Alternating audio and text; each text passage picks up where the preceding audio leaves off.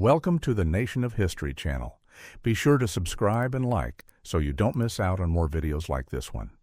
A crowd of riders and wagons charges across Oklahoma land during the 1893 run, and the Cherokee Strip run record shows the frantic push of thousands of settlers seeking farm property as dust and chaos mark the final claiming of a vast American region. Tasunka, known as Plenty Horses, stands beside two United States government agents around 1891, and their placement near large equipment reflects post-conflict tensions at Pine Ridge, highlighting the complex pressures of forced cultural change and surveillance over Native peoples.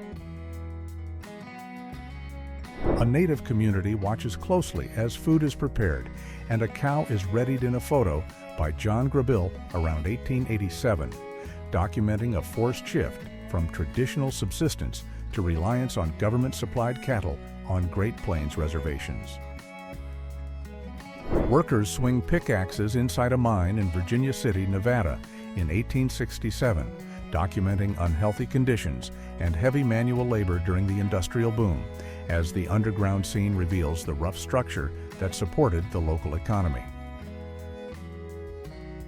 Hydraulic mining in Rockerville, South Dakota is shown in 1889 using pressurized water jets to wash down hillsides, a technique that made large-scale gold recovery easier but deeply changed the natural landscape of the Black Hills, reflecting a technological shift in the hunt for precious metals.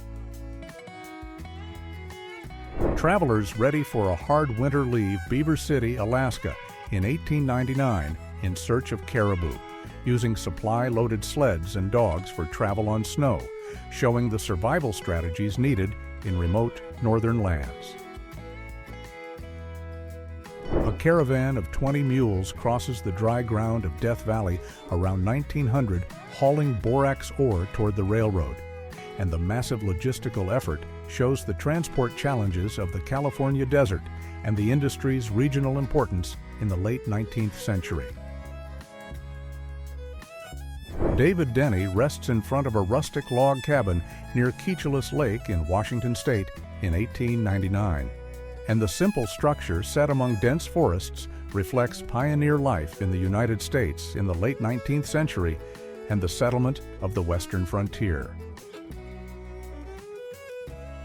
Paiute people in northern Arizona were recorded around 1874 using an ancestral friction method to make fire, wearing fringed hide clothing while working sticks and dry fibers to preserve traditional survival skills in the area's arid environment. The Chinese hose team, Champions of America, poses after winning the major hub and hub race in Deadwood, Dakota on July 4, 1888, wearing traditional uniforms and straw hats that highlight integration and cultural competition as Western communities developed. Gall, the influential Hunkpapa Lakota leader, was photographed at Fort Buford, North Dakota in 1881, and after years of resistance and involvement in the Little Bighorn conflict, his surrender marked a forced move to reservation life and a complex power relationship between Native nations and the Army. Chief Red Cloud's home at the Pine Ridge Agency was recorded around 1891 during a period of deep transition for the Oglala Lakota, and the white wooden house symbolizes a government push towards settled life, in contrast to the nomadic way the leader defended for decades. Frankie Webner sits on his horse wearing the typical Pony Express rider outfit around 1861, highlighting the early mail delivery logistics of the American West, with Native people and other animals visible in the background along the route. A Union Pacific Railroad locomotive waits at Green River Station in Sweetwater County, Wyoming in 1869, and the record highlights the station's wooden structure and the rail technology of the time, key elements in economic integration and settlement of the American West. A steam locomotive rounds the horseshoe curve on the Burlington and Missouri River Railroad in 1891, capturing a passenger train near Custer City, South Dakota, winding through dense pine forest and towering rock formations that define the local landscape. A lone prospector works his pan in the wet ground of Nome, Alaska, around 1905, and the scene highlights human persistence through isolation and cold temperatures during the peak of early 20th century mineral exploration there. Travelers and prospectors gather in front of the White Pass and Yukon Railroad Station in Alaska around 1900, and the bustle shows how rail transport became vital for supplies and movement during the last major gold rush in the far north of America. Miners in Skagway, Alaska, around 1897, prepare for the exhausting trek toward the Klondike region in search of gold, and the makeshift camp of white tents in the mud shows the harsh conditions of the gold rush, where hopes of a payoff outweighed the hardship. Several native canoes line the shore in Dyea around 1897, highlighting how vital they were for transport during the Klondike gold rush, with the settlement behind them and the mountains showing the complex logistics and cultural contact in a demanding place. In the icy hills of Deadwood in 1887 and 1888, the miners Macmillan and Hubbard recorded the success of their expedition, and the improvised camp in the snow shows how tough life was in South Dakota, where the hunt for a living brought together men of many trades. A stagecoach packed with passengers crosses the Deadwood area in 1889, showing how important shared transport was for linking frontier communities, with a rugged build for rough roads and travelers filling every available space for the trip. Moving across open plains, the last big ox train heads from the railroad junction toward the Black Hills, pulling covered wagons in an orderly line, marking the end of an era when animal power carried long supply routes in the American West. Prospectors driven by gold fever guide ox carts toward new claims around 1889, capturing determined travelers in dry country and illustrating the mass movement and pursuit of wealth that shaped economic expansion in the American West.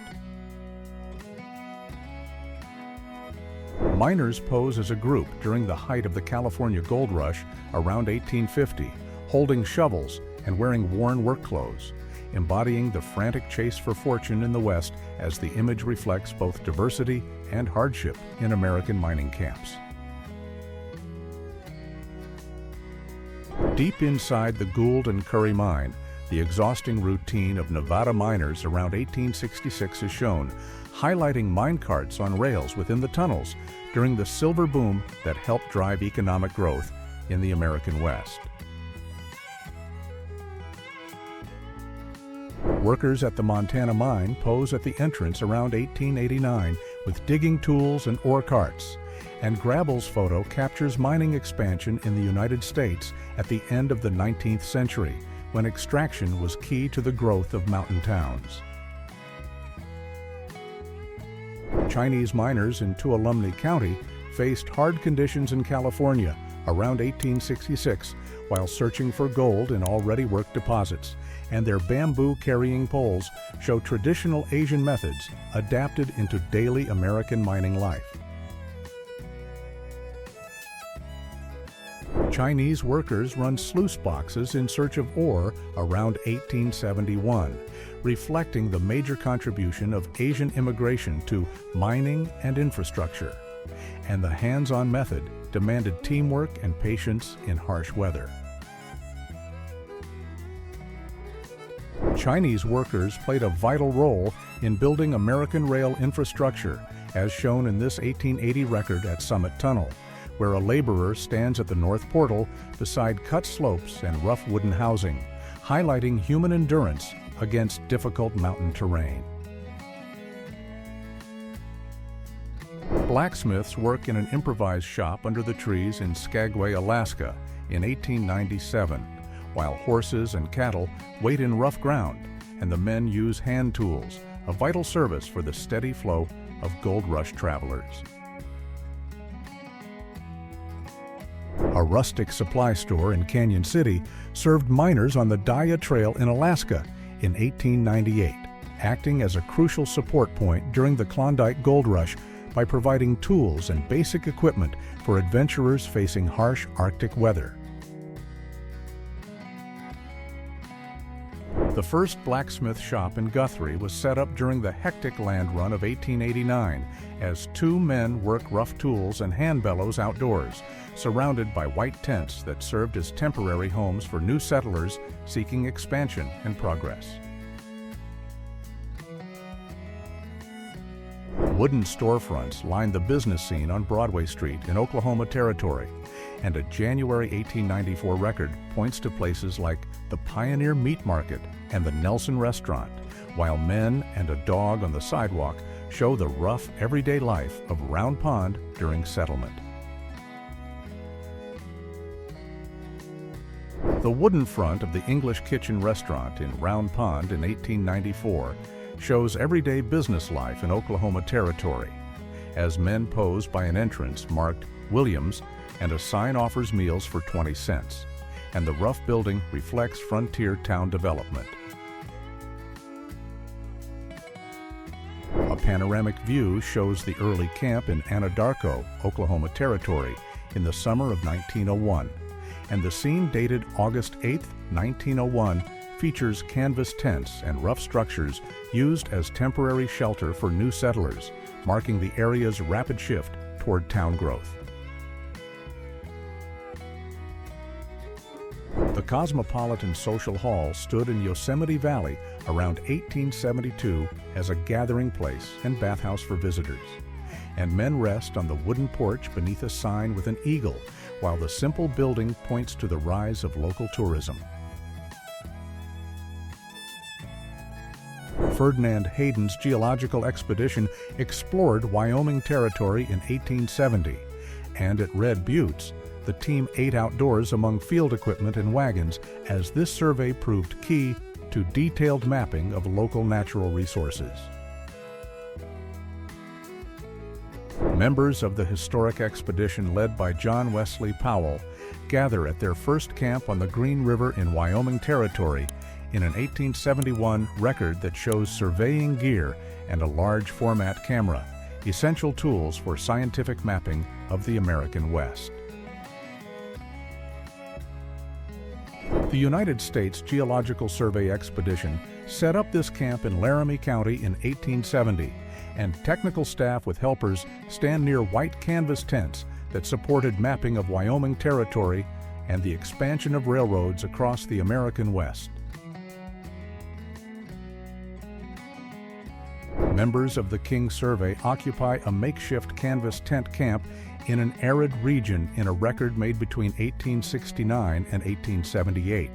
showing geologists and explorers resting during systematic mapping of the American West, a scientific effort crucial for cataloging natural and topographic resources. Photographer William Henry Jackson's assistant readies a pack mule in Colorado around 1873, and the animal carries heavy photo gear like large format cameras and glass plates that made it possible to capture remote landscapes documenting Western expansion and natural beauty. Buffalo hunters rest in front of a dugout shelter in Sheridan, Kansas around 1873, with hides and food hanging on lines showing subsistence and trade on the Central Plains, as the Kansas Pacific Railroad in the background symbolizes the region's growing commercial links.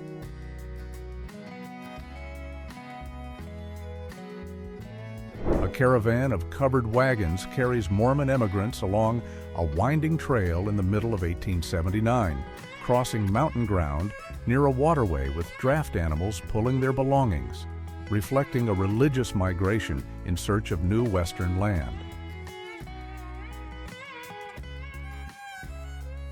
A sturdy prairie schooner built in the 1850s appears preserved in an 1894 record, and this kind of wagon was the main transport for families crossing the American plains, symbolizing migration and settlement in the West.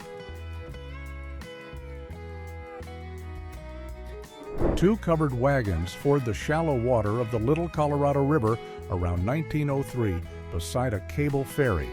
capturing the steady travel logistics of the American Southwest, where horses helped overcome natural barriers during a transition period in transportation routes. Guards stand atop a Concord coach to provide security on overland routes out of Hays, Kansas, in a scene dated around 1867 to 1869, highlighting their use by express companies and the constant risks faced on western trails.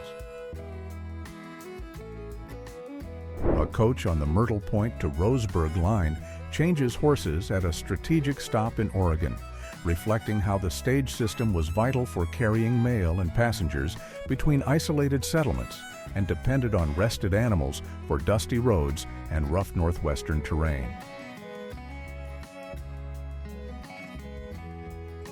Cowboys handle livestock and switch horses near the Cheyenne River between 1887 and 1892, and open-range roping was essential for organizing the herd on long work drives, keeping crews mobile across the wide Central Plains. Cowboys switch mounts during a work maneuver in South Dakota Territory in 1890, and the steady care and rotation of horses was central to the ranching economy, keeping transport and cattle handling fast across the wide prairies. Cowboys eat at a makeshift camp along the Yellowstone River in Montana, using metal plates and simple cups near a covered wagon that serves as their support, illustrating the nomadic and rugged life needed for cattle work on the vast American prairies. At a plains camp, cowboys eat beside the chuck wagon while horses and cattle rest nearby in a quiet open field, showing the simple logistics that supported long stretches of ranch work, a slice of everyday life in the American West around 1890. A cowboy restrains a calf in open country in Graham County, Arizona, between 1896 and 1897.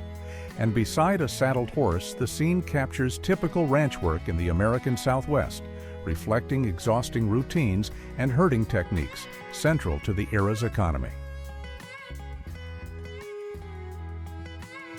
Ranch workers and a child pose in front of a log cabin in Converse County, Wyoming, between 1870 and 1890, wearing wide brim hats, suspenders, and utility belts. And these settlements were central to expanding cattle ranching across the Western Plains. Life in the Dakota Territories in the middle of 1888 demanded extreme resilience from settlers, chasing the dream of land ownership, and this wood and log home shows the shift from bare survival to a settled family setup surrounded by farm tools and draft animals.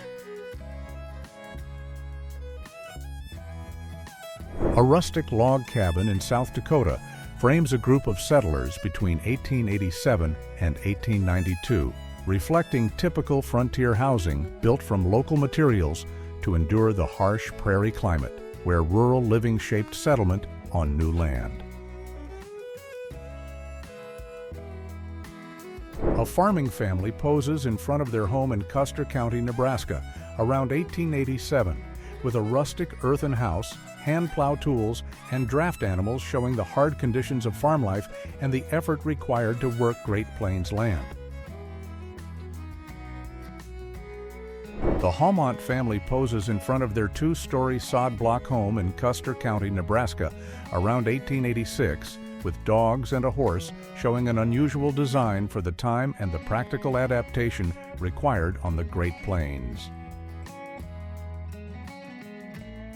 Residents and travelers pose in front of a boarding house in Delamere, North Dakota, around 1890, and the wooden building with twin chimneys, plus a horse-hitched carriage, shows how small prairie communities formed and served as key places for welcome and rest. Wagons and horses rest outside a livery business in quiet Webster, Kansas in the early 20th century, and the Main Street view shows practical frontier town buildings where local trade and animal-drawn transport supported the rural economy. A panoramic view shows Flagstaff in Arizona Territory developing around 1899, with wood and stone buildings set against a broad wooded area and mountains behind, while people on porches and sidewalks highlight everyday life on the American frontier. A line of men stands in front of the Eagle Social Hall in Renton, Washington around 1900 as wooden storefront signs advertise a restaurant and local services, while the group's hats and coats reflect the social and business routine of growing western towns. Donkeys loaded with corn stalks move along a street in Santa Fe, New Mexico, between 1880 and 1890, and behind them storefronts like hardware shops and wholesale warehouses show early urban growth and the importance of animal transport for supplying the Southwest. Men and pack animals cross dry ground near the Mexico border in an 1883 record, as a government party uses mules to carry essential supplies through remote areas, and the group paused by low brush illustrates frontier logistics in the late 19th century. Ranch workers ran complex furnaces to power steam pumps at McClung Ranch in 1888, and in Kern County, California, this setup was vital for pumping water, sustaining farm work and survival in dry regions. A prospector travels through the Grants Pass area of Oregon around 1903 with a pack donkey loaded with tools and basic supplies, carrying travel gear for personal protection on the frontier as the hunt for precious metals fueled the economy and settlement of the American West Coast. Under the rising Colorado sun, a prospector in Fairplay in the early 20th century works his pan for small gold nuggets among gravel and streambed stones, and the wooden pan and shovel underline the grueling hand labor that shaped Western economies and settlement.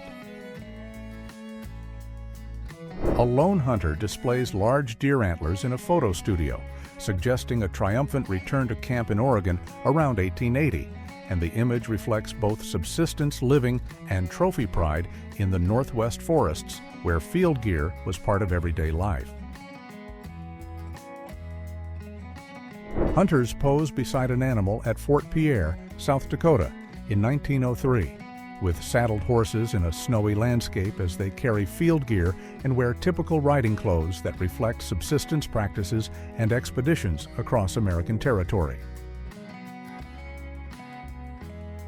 Captain Scott's outdoor camp at the Washita River Reservation is recorded around 1895, with Victorian-era formal clothing and structured canvas tents reflecting upper-class leisure in native territories, blending exploration with social time in the American interior. Sioux men gather at a plains camp in the final decades of the 19th century, and traditional adornments, horses, and tents in the background highlight social organization and cultural resilience amid territorial changes between 1880 and 1890.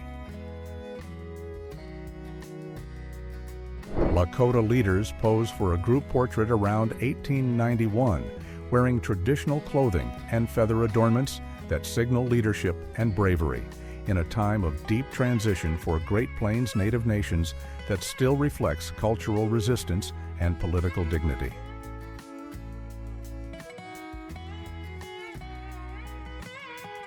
A Crow delegation sits for a formal record in 1872, wearing richly decorated traditional clothing that contrasts with white men in suits and top hats behind them, as the diplomatic meeting aimed to negotiate territorial terms and secure peace agreements with the American government.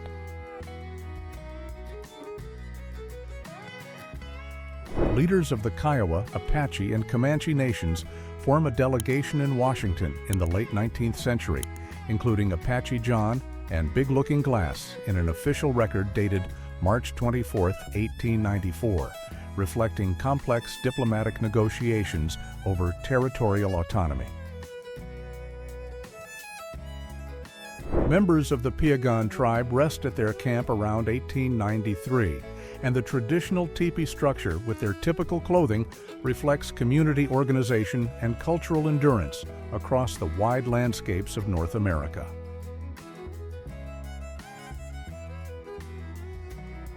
Native women preserve food at a camp dating between the 1880s and 1890s, and the lines of food drying in the sun with teepees behind them show social organization and survival skills essential to Plains Native communities.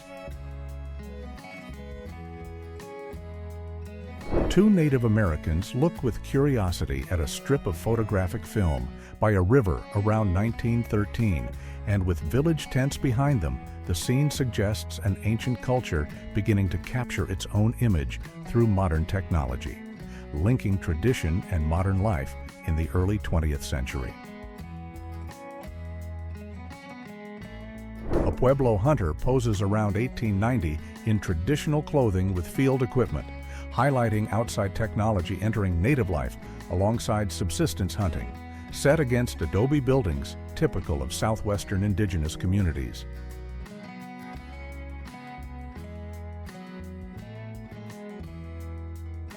A Cheyenne elder nearly 100 years old sits for a portrait in 1888, preserving the face and traditional clothing of a survivor from transformative eras on the Central Plains. And the record emphasizes longevity and native cultural resilience under 19th century outside pressures. A wagon decorated with expedition gear and Black Hills signs sits on 16th Street in Denver around 1875, showing Colorado City bustle where miners and travelers displayed hides and animal horns as symbols of journeys through the Wild West.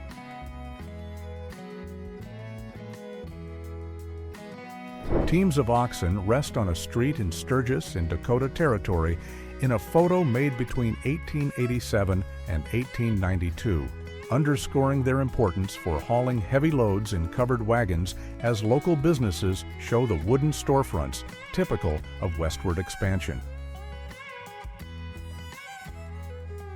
Boot & Company operated as a store in the Colorado Mountains in the middle of the 1890s, serving as an essential supply hub for miners and travelers with meat, provisions, and everyday goods, while loaded mules waited to haul supplies along the trails. The Slippery Ford House operated as an important inn for travelers in El Dorado County, California, as published in 1866, and the record shows mule-drawn wagon caravans parked in front of the wooden building, a vital stop on the route across the Sierra Nevada mountains.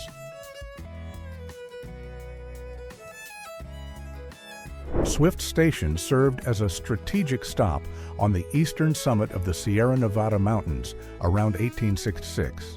and the image shows a long caravan of loaded wagons climbing a steep grade, highlighting the logistical strain of moving goods during California settlement. The Homestake mine facilities in Liad City run at full steam around 1889, with smoke rising from industrial stacks, and huge ore piles with complex wooden structures dominate the South Dakota landscape.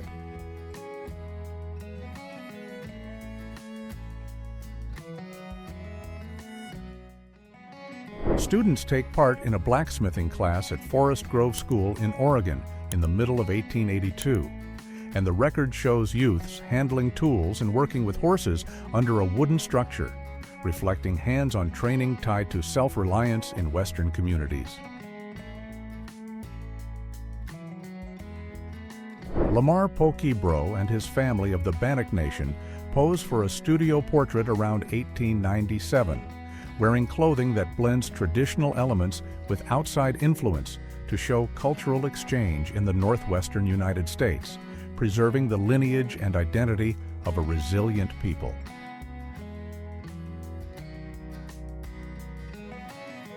Men gather for a card game at John Doyle's ranch in Arizona in a photo taken between 1887 and 1889, and the log cabin with a wagon parked beside it sets a typical scene of social life and downtime on isolated American frontiers.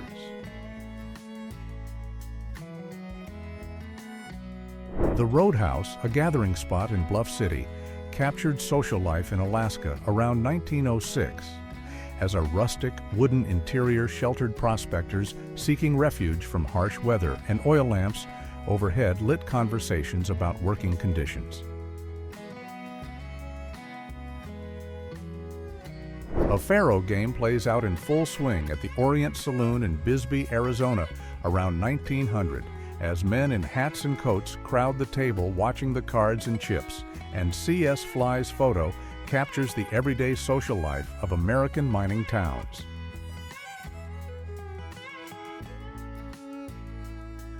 Men gather inside the Yellow Aster Saloon in Randsburg around 1900 when gold mining was driving California. And the ornate bar with entertainment tables shows miners socializing and relaxing in a rough wooden building that signals western town growth.